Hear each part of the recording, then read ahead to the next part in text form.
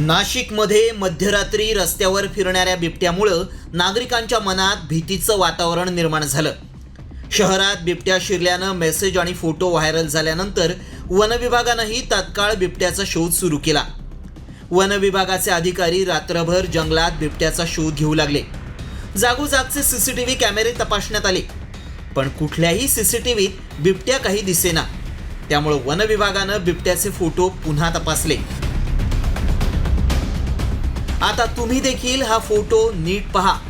नागरिकांनी हा photo share करताना या फोटोची सत्यता तपासली नाही आणि हा फोटो शेअर केला। मात्र वनविभागानं या फोटोची सत्यता तपासल्यानंतर हा बिबट्या नेमका कुठे आला ते कळलं आणि मग वनाधिकारी पोहोचले थेट सायबर क्राईम पोलिसांकडे। होय, कारण हा बिबट्या AI निर्मित होता।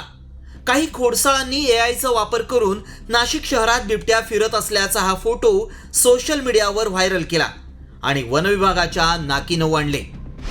परिसरातील सीसीटीव्ही कॅमेरे चेक केले असता त्यामध्ये कुठेही बिबट्या आढळून आला नाही।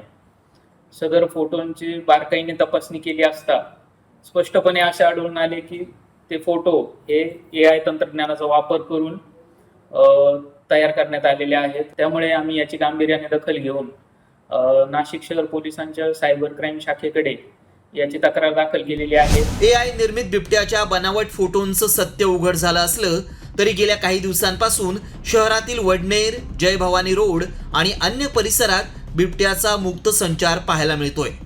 2 लहान बालकांचा बिबट्याच्या हल्ल्यात बळी गेलाय।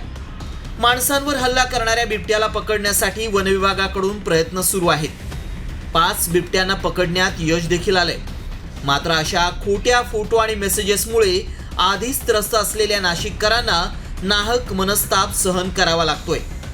एकीकडे AI तंत्रज्ञानात क्रांती घडतीये, तर दुसरीकडे त्याचा गैरवापर अशा प्रकारे समाजात भीती आणि गोंधळ पसरवतोय।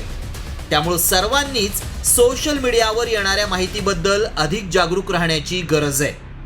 अभिजित सोनवणे, साम TV, नाशिक। आता isakal.com आहे देशातील नंबर 1 ची मराठी न्यूज वेबसाईट। प्रत्येक अपडेटसाठी isakal.com ला नक्की भेट द्या।